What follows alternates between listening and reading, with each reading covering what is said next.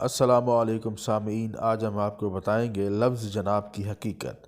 لفظ جناب کسی زمانے میں گالی ہوتی تھی۔ اس کی مثال کچھ یوں دی گئی۔ ایک جگہ پر کچھ انگریزی خواہاں لوگ تھے۔ وہ دینی طلبہ کو بہت تنگ کرتے تھے اور عربی مدارس کے طلبہ کو قربانی کا بہنڈا کہتے۔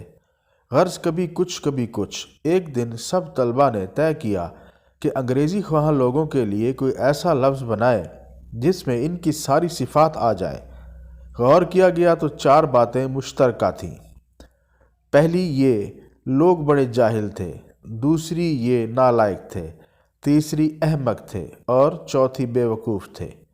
اس کے بعد طے پایا کہ چاروں صفات کے پہلے حروف کو لے کر ایک لفظ بنایا جائے اور پھر جاہل سے جیم لیا، نالائق سے نون لیا، احمق سے الف لیا اور بے وقوف سے بے لیا۔